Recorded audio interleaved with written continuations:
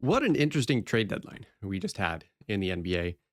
We saw, I think, more like quote unquote rebuilding teams make big swings than we did contenders. And you can blame the second apron rules. You can blame teams just being smarter with how they manage their cap and manage their roster now. But to me, the theme of the deadline, especially if we include, some of the trades that happened last month, was teams not being afraid to essentially give up on what are good players, but if they don't fit with everything and all these new machinations of this new NBA, teams are just not afraid to move on. Even if they're big time names, even if they are still really good players in their own right, teams are smarter now. And again, that could be because of the second apron rules, that could be because of lots of different things, and we can talk about that another time. But that to me was the theme of the deadline. A lot of interesting trades to go through. I've already given my thoughts on some of the big ones. You can check those out. Some shorts that I put out, but there were a lot of stuff that happened the last couple days. Nothing really happened. There was really only like one trade, and then all of a sudden the whole NBA went crazy. So lots to get to. I wanted to do a kind of longer, more traditional winners and losers video. So we're gonna go through winners, losers. Got a couple teams in the middle and just give my thoughts on this pretty busy and pretty chaotic NBA trade deadline. Let's start with the winners, and I'm not going to go in any order. I'm not going to give grades. Don't typically like doing that, but just some quick thoughts on some teams that I think quote unquote won at the deadline. I'm going to go in alphabetical order, so no real order to this, but I have the Cavs up first. I do think the Cavs are winners. I put up my thoughts on the Darius Garland James Harden swap. You can check out those if you want. I still think the Cavs are winners, even though in that I said I would probably lean the Clippers side just because of Darius Garland's age and just his value. But I do think it's a pretty fair swap, and it's one of those things, you got to give something good to get something good. And James Harden is still a good player. And I like that the Cavs said, this Eastern Conference is wide open. We still have Donovan Mitchell. We want to keep Donovan Mitchell and keep him long term. So we got to try to go for it. And the team we've had just hasn't been working. So let's make a big move. And everyone thought, including myself, maybe that was a Giannis move. Maybe it was an Evan Mobley plus for Giannis. But it turns out it was a Darius Garland for James Harden swap. There are downsides to this trade, and that's why I talked about and why I lean towards the Clippers side. But if the Cavs can put something together the next couple of years, it's going to look great for them. So I like that they went for it. And it's not just that trade. I really liked the Keon Ellis DeAndre Hunter trade. I think that to me really cemented them as winners because turning essentially Darius Garland and DeAndre Hunter into James Harden, Keon Ellis, Dennis Schroeder, that to me makes the Cavaliers better. And that makes them way more of a contender in the East than they were before the deadline. So because of that, they're winners to me. And so I like those two moves, even if there is some risk long term for them. Next winner I have is the Boston Celtics. You might say that, okay, the Celtics didn't do tons. They turned Anthony Simons into Nikola Vucevic. That trade in and of itself, I think would be enough for me to consider them a winner. Both of them are expirings. Both are probably similar level of players at this point. And the Celtics thought, okay, Derek White, Peyton Pritchard, of course, Jaylen Brown. We have enough players that can cover Simons' role that we'd rather have a big. Somebody else that they can pair with Neemias Queta. And so I like just the swap. And for that alone, I think they'd be winners. But I think it's all the other trades that are obviously going to go under the radar because they didn't get anybody back. But that's what makes them winners. And that's what makes them kind of sneaky winners in this. Because in all separate trades, they were able to dump Chris Boucher, Josh Minot, and Xavier Tillman for a combination of second round picks and some cash. That might not seem like a lot. And you're like, okay, why did they just dump 3 players for no reason? Maybe they just didn't want them, whatever. That was huge because now they are not only under the second apron, but they are now under the first apron. And that has a ton of implications, really not just for this year, but for them moving forward. Saves them a ton of luxury tax. And then more importantly, it gives them a lot more flexibility. And so the fact that they were able to do that without giving up a first round pick, a lot of teams in this situation, they need to dump players. Teams that are willing to take on players, they want some good stuff for it, and they typically ask for first round picks.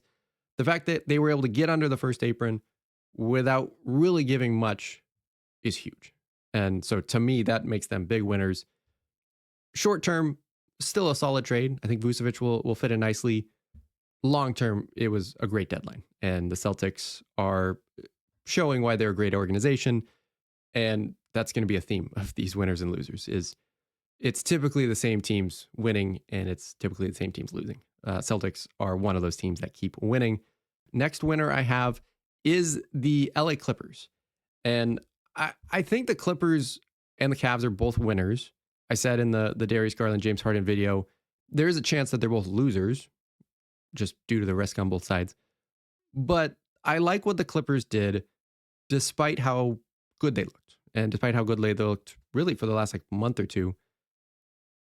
I mean, what was the best case scenario for the rest of the season? They continue on this run. James Harden, Kawhi, they're playing great. Would you really trust them to play 4 straight rounds and play 4 straight great rounds in the playoffs? Probably not. And so best case scenario was, they continue it, they get into the playoffs, maybe win a series or two, and then you run it back next year and James Harden and Kawhi are 1 year older and injury risks, obviously, for both of them. So yes, it was fun to see them play well. And Kawhi in particular has been really fun to watch him. But at some point, the Clippers had to be realistic and be like, okay, are we really going to go somewhere? I don't think they would have. So I think they made the smart choice. Turning James Harden, turning Zubats into a potential cornerstone player in Darius Garland. Of course, he's got to be healthy. That's where the risk is. But he's a good player when he's healthy. And then turning the Zubats package into a showcase for Ben Mathurin. See if they want to re-sign him in the offseason. And then more importantly, 2 first-round picks that I want to talk about. Zubats is a good player. And in terms of value, he's pretty high up there. He's a really underrated player. He's on a great contract. So you needed to get good stuff for him if you were going to move him. There was rumors that, they were holding out for multiple first-round picks, and not just any first-round picks, but 2 good first-round picks. And I think they got them. They got a 2029 unprotected first from Indiana, and then they got a pick that is protected 1-4 and 10-30, which you rarely see protections on both sides. But essentially, if it falls between 5 and 9, which there's kind of a close to 50-50 chance that it does, then the Clippers get a top 10 pick or a pick between 5 and 9 in a great draft. And that I think is great value for Zubats. If it doesn't, it turns into a 2031 unprotected first as well. And if that happens, I'm also okay with it.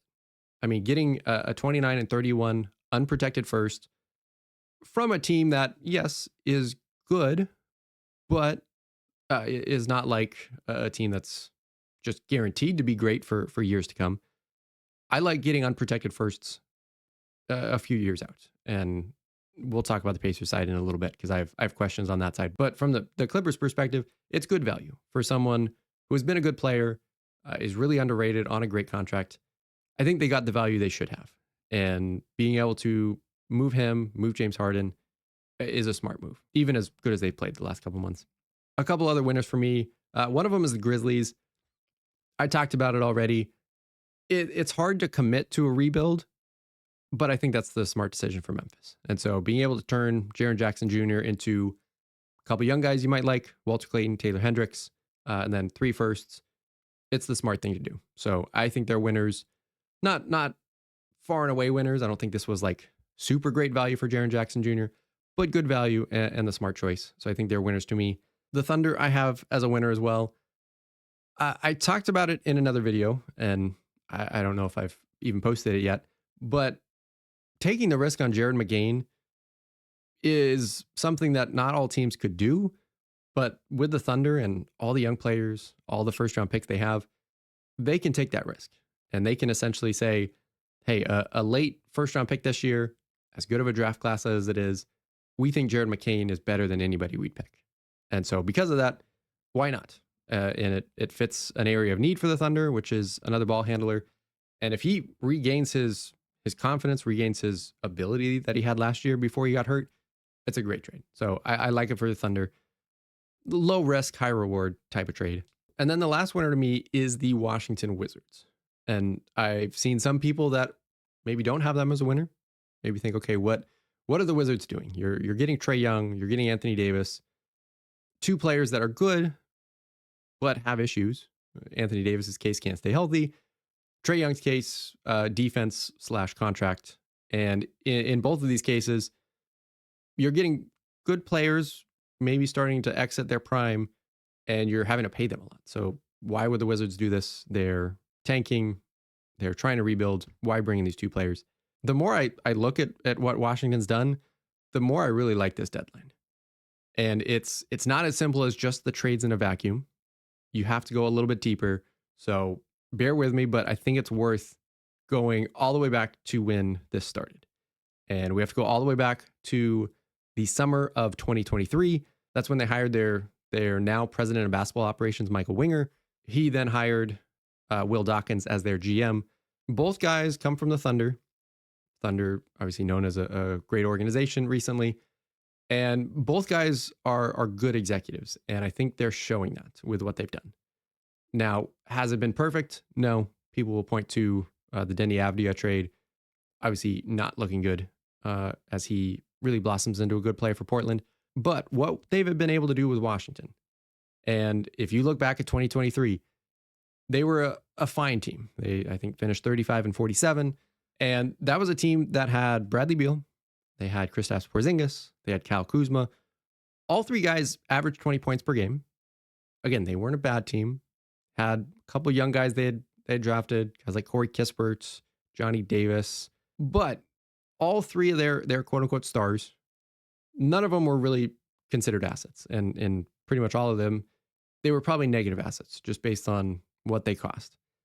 And so what the Wizards did from there, and I'm going to break this down. We'll draw it out because it's going to get kind of complicated. That to me is what I really like what they've done, is been able to turn those three into where they're at now. Because if you look back, they traded Porzingis right away. They got Gallinari, Mike Muscala, and Tyus Jones. Pretty much a salary dump for Porzingis, but still, we'll mark that down. That ended up turning into Marvin Bagley, which then Marvin Bagley ended up getting moved a little bit later to Marcus Smart and a first-round pick that ended up turning into Will Riley. Nice young player for them. So that's what they turned Porzingis into. Bradley Beal, they went from Bradley Beal's contract, they turned that into Chris Paul, who then they immediately rerouted for Jordan Poole and a first-round pick. Among other things, Ryan Rollins was in that trade. Obviously, they should have kept him. Another not-so-good thing, but we'll just keep it kind of broad. So they got Jordan Poole, a first-round pick. They turned Jordan Poole into CJ McCollum and Kelly Olynyk. They then turned Kelly Olynyk into Malachi Branham and Blake Wesley. They turned CJ McCollum plus Corey Kispert, one of the young players they've had, into Trae Young. And so that kind of completed the Bradley Beal. Someone who, when they took over, was a negative asset, essentially, just based on the contract he had. And to be able to turn his contract plus a young player that you developed in Corey Kispert into Trae Young is great. And yeah, you could say that Trae Young is just a version of Bradley Beal. I would argue Trae Young is a better player, is a better contract than Bradley Beal. Whether or not it kind of works out the same, we'll see. But I think that was a positive. And then they turned Kyle Kuzma into Chris Middleton, AJ Johnson, and a pick swap. They took pretty much that, Chris Middleton, AJ Johnson, plus Malachi Branham, which they got in the Bradley Beal stuff, plus the Warriors' first-round pick that they also got in coming from Bradley Beal, plus another first-round pick, which they essentially got for Jared Butler in a couple seconds, turned all of that into Anthony Davis. And so that, to me, is why I like these moves for Washington. Yes, you could just look at the trades themselves. They're decent trades, didn't have to give up a ton, it's not bad. But to go from essentially Bradley Beal and Kyle Kuzma and turn that into, at worst, Trae Young and Anthony Davis. There are a couple other things you could say they got along with that. That is great asset management. And that is why I like what Washington is doing. You could not be a fan of Anthony Davis.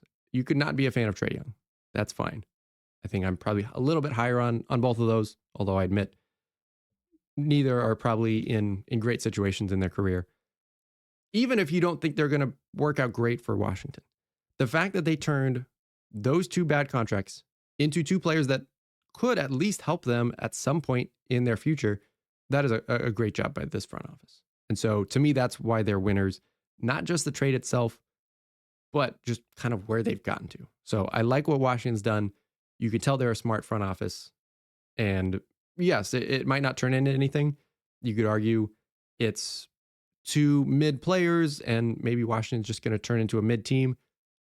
There is that possibility. But I think there's also a possibility that Alex Sarr, they get a top 4 pick this year, put those two with Trae Young, with Anthony Davis, with some of their other young players. That's turning into a pretty good core. So I like it with Washington. They are turning into one of the smarter front offices in the league. Let's go back to winners and losers.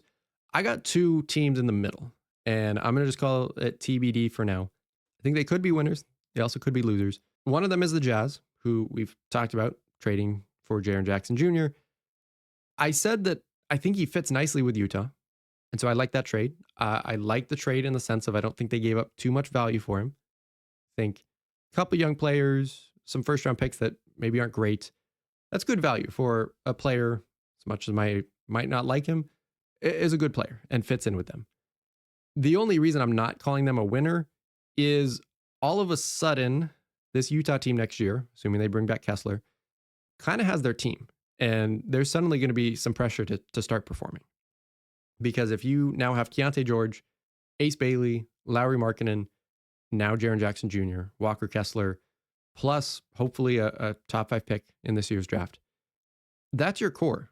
And you've committed to this core, both from a pick standpoint and now from a money standpoint. That's your team. And if they suddenly don't start performing well, if they don't have a good year next year, then it's like, okay, well, we're kind of out of moves. So I don't necessarily think that's going to happen. There is a lot to like about this team, but there's pressure. And so that's why I just want to put them in TBD right now. If they look good next year, they're starting to take the leap. I think it's a good trade, but there is some risk involved. Speaking of risk, the other team I have is the Indiana Pacers. And we talked about it from the Clippers side. Getting Zubats is good and could be a great fit for them. It'll be interesting to see how Halliburton plays with him. But there is risk because you're essentially relying or betting on the fact that, one, lottery odds work in your favor. You can never really guess on that, so that's just taking the risk. And then two, even if they do, you're taking the bet that Halliburton, Zubats, Pascal Siakam, the other players you have, you're taking a bet that that's your team and that's going to be a good team for the next 5 to 7 years. I'm not saying it couldn't, but I am saying that is a risk. And if that doesn't work out, if Zubats doesn't fit in as nicely, Siakam, he starts to age a little bit. Halliburton maybe doesn't quite come back from his Achilles injury. But if it doesn't, you've now given up potentially 2 unprotected picks in your future. And I typically don't like giving unprotected picks way out in the future unless you're getting somebody really great. And I really like Zubats. He's on a great contract, so it's probably good value. And I think that's why the Clippers are winners. But it's a risk from the Pacers' perspective. So I'm going to put them in TBD for now. It could turn out okay. Some of that we're going to find out pretty soon in the lottery, but it's a risky trade deadline for Indiana. So then that brings us to the losers. And don't typically like talking about losers, but we got to do it. And same thing, we're just going to go kind of alphabetically. First one is the Atlanta Hawks. And I don't think they're the biggest loser. Again, they just come in first alphabetically. I'm fine with them just kind of wanting to get off Trae Young. That was last year, but we're counting it in the deadline. So, even if I liked it from Washington's end, it's not like I hate it from Atlanta's end. That's what they want to do. I'm fine with it. But then after that, I'm just kind of curious the rest of the moves they made. They traded, in my opinion, a somewhat valuable guy in Vit Krejci. Traded him to Portland for Duop Reith, a couple of second-round picks. I kind of liked Vit. I don't know why you had to trade him, but don't know if I loved that move.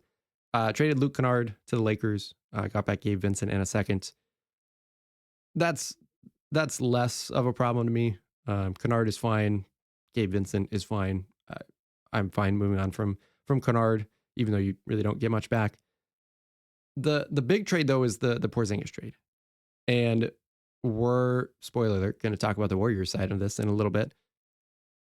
Porzingis is a good player, but he's just unfortunately not healthy, and you might never see a healthy Porzingis. I don't know, and I hope that's not the case. So you have an expiring Porzingis. Don't know if you're really going to get anything out of him this year. So I'm fine moving on from him. They do move on from him, and it's just an interesting trade. Interesting trade from both sides. And we'll talk about the Warrior side. They get back Buddy Hield.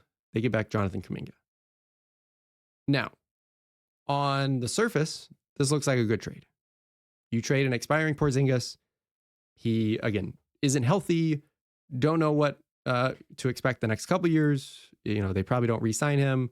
So you essentially get Kuminga and Buddy Hield for not much. So you might think, okay, Jonathan Kuminga, still a very high potential guy, somebody that I wanted somebody to trade for. I didn't want to see him on the Warriors anymore. And yet, I just have too many questions. And I think that's why I have the Hawks as a loser. One, Porzingis wasn't expiring. And expiring contracts are valuable because you don't have anything on the books for the next few years. Buddy Hield is not an expiring. He's on the books for the next couple of years. Not a crazy contract, but still, if you're trying to clear some money, don't know why you'd want Buddy Hield back for a couple of years. And then two, I don't know how Jonathan Kuminga fits on this roster because you have Jalen Johnson, who to me is just probably a better version of Jonathan Kuminga. You have Onyeka Okongwu. You have other ball handlers, Nikhil Alexander-Walker, Dyson Daniels. So where does Jonathan Kuminga fit with this? And I'm assuming if I'm the Hawks, I'm essentially just saying he's a really talented player. We can get him for cheap. Why not? And that's fine. But you also now have to pay him. And so my guess is they're just saying, hey, we're going to bet on him. Try to see if we can get anything out of him, if he can get healthy. Give him a contract and we'll make it work. Again, I don't hate the value, but it's just weird moves. And for someone that has liked Atlanta and has been interested in what they've been doing the last year or so, they're just making some odd choices. And I think that's why I have them as losers. Not because they didn't get good value, but just their roster construction is kind of getting weird to me. Next loser for me is a perennial loser, probably on this list, the Sacramento Kings. The only trade they made was trading Keon Ellis and Dennis Schroeder over to Cleveland for DeAndre Hunter. Hunter is fine. He's better in theory than probably in reality. So, yeah, I think the Kings probably just saw him and saw, oh, that's a good 3D player. Like he's a good player. We're getting the best player back in the trade. When in reality, it was probably Keon Ellis. Hunter is fine, but for a 3-and-D player, you have to have a 3-point shot and defense. And I don't think DeAndre Hunter has really either of that right now. And so getting a player like that who is being paid more like a real 3-and-D guy, not great. And for the Kings to give up Keon Ellis, who I think was one of the more attractive pieces in this trade deadline, lots of teams were interested in him, to essentially turn that into just DeAndre Hunter is disappointing. But then again, maybe it's not disappointing because it's the Kings and it's expected. I mean, you could say that a lot of it was trying to get rid of Dennis Schroeder's money. He's on the books for the next couple of years. And I'd be like, okay, that's fine. If you want to, quote unquote, dump Schroeder, use Keon Ellis to move him, get somebody in DeAndre Hunter who you might like a little bit more. But yet the Kings just gave Schroeder a contract in the offseason. So you're just undoing what you just did. And Schroeder is a fine player. He might be useful for Cleveland. But you just gave him a big contract. Now you're using a decent asset you have to just dump him. That's how bad teams stay bad, essentially. So it's the Kings. You can't expect anything less. Of course, they're on this loser list. Speaking of teams that are probably perennial trade deadline losers, I have the Pelicans next. They only made one trade. They did it right at the deadline, sent Jose Alvarado to New York. They got back Dalen Terry. The Pelicans might be the worst team in the league. Or they're certainly up there. They still have Herb Jones, Jordan Poole, Trey Murphy, Zion, Sadiq Bey, E. Misi we saw in rumors. all of those guys they could have traded. And I'm not saying they should have traded all of those guys, but all of those guys could have been moved, and yet they just didn't do anything. And I mean, at this point, I'm just wondering what were they trying to do, or what did they want for those guys that they couldn't get anything? Because Trey Murphy in particular could have gotten a lot. Herb Jones could have gotten something decent. Jordan Poole, obviously, I don't think would have really gotten anything. Yi Misi would have gotten something decent as well. And yet they just decided to do nothing. And so now you're just running it back with this team, plus some pieces you want to keep. I don't really know what the plan is. And I mean, if I'm arguing for them, I guess I would say that a lot of those guys are not having good years. Jordan Poole in particular, Herb Jones, even Yi Misi's kind of gotten buried behind Derek Queen. So you could argue that you don't want to sell low, and they will just trade some of those guys in the offseason, except for I don't trust any of it to get better. Like, I don't expect Jordan Poole to suddenly have a good second half, recoup his trade value, trade him in the offseason. I don't think that's going to happen. And I think in some of these cases, they probably held on too long, and you don't want to do that if you're trying to sell some pieces. So Pelicans, no surprise, on the loser side of this trade deadline. Second to last loser I have is Houston Rockets, one of the few teams that didn't do anything. And in their case, I think that makes them a loser. I think in some cases, you don't do anything, that's fine. Some people might have the Heat as a loser. I think they're just gearing up to get Giannis in the offseason. That's fine. The Rockets, though, they're 31-19 as of recording this. They're tied for fourth in the West, only one game ahead of seventh. So they're right in the mix of things. It's been really bad for Houston the last couple weeks. Chemistry is a mess. They just don't look like they're meshing well together. Şengün, Ahmed Thompson, been a lot of rumblings with them. They still don't have enough ball handlers to me, and it seemed like this was the time to get one. Don't wait until next season when Fred VanVleet's back. Don't wait on Reed Shepherd, see if he can continue to grow. You need help because you are trying to compete now. And if you weren't, that's fine. You've got young players. Let Şengün grow. Let Ahmed Thompson grow. But you traded for Kevin Durant, and that was your signal to the team like, hey, we are competing right now. We are ready to compete for championships. And as of currently constructed, I don't think that roster is a championship team. So for that reason, they should have done something. Didn't have to be huge. Didn't have to be a big John Morant swing. Could have been like what Minnesota did with Ayo Dosunmu. Just something small. They didn't do anything. I think they're losers. And then the last loser to me is the Golden State Warriors. We talked about it. They sent Buddy Hield and Jonathan Kuminga for Porzingis. I don't have them losers just for this trade, although I don't necessarily like the trade in general. But this is just really an amalgamation of the last couple years. And we've been trending towards this moment from not drafting well to not developing young players. And we're kind of seeing the Warriors crashing because of that. And really the only hope they had the last couple years was either Kuminga turns into something really good or you can get something really good out of him. They never moved him. They never really developed him. Became messy this year. And after all of that, you get just Porzingis out of it. And again, on the surface, Porzingis is a great player. And if he gets healthy and is able to help them, then yeah, maybe this is something. But you really trust Porzingis to get healthy and stay healthy, really, not only for this year, but even the next year or two, if they want to bring him back. It's a big swing, I guess. And at this point, maybe that's all the Warriors have. If they traded Kuminga for just decent pieces, they weren't going anywhere. So I guess you could argue might as well swing big. And Porzingis is a big swing. I mean, he's averaged 25 points per game the last 4 years. So he's a good player. Would be a lot of fun fitting in with Golden State.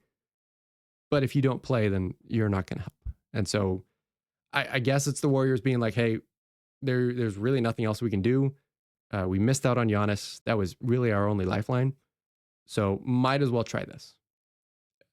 I don't know. Again, it's not just this trade. It's what they've done the last couple of years and how they got to this point that makes it worse. Maybe Porzingis works out, and I hope that for Curry, but it's just kind of falling apart. And maybe they get saved with Giannis in the offseason. We'll see. But to me, a loser of this trade deadline. As I mentioned at the top, it was a fun deadline. We got a lot of good rumors. Would have been fun if Giannis was traded. I said when I made that video, I thought that was probably an offseason thing. I do think he still will get traded unless something crazy happens. But it was fun to get those rumors. We got a fun, kind of out of nowhere trade in the Darius Garland James Harden swap. The Jaren Jackson Jr. trade was kind of out of nowhere. Anthony Davis to the Wizards, also out of nowhere. So a lot of good rumors, a lot of interesting trades, which I always appreciate. Not trades that, you just expect, but trades that, teams are like, hey, we're going to try this. Cleveland saying, hey, we're going to try going for James Harden, even if it costs us Darius Garland. The Wizards being like, yeah, you know what? Let's go get Anthony Davis for cheap. Jazz being like, yeah, we're ready to stop the rebuild. Let's get Jaren Jackson Jr. Interesting moves across the board in what was a fun trade deadline. And I'm expecting only more fun stuff, not only throughout the season, but in the offseason when we get to some more player movement. Last thing before we end with the trade deadline, I am putting out my NBA trade value rankings. Those are going to be coming out the next couple weeks. Similar to what a lot of people done, but I'm using everything that's happened in this trade deadline, putting out my updated rankings. So stay tuned for that. If you like this video, as always, make sure to like and subscribe. Stay tuned for NBA trade value rankings, bunch of other stuff across all sports. So subscribe if you like this video, and we will see you next time.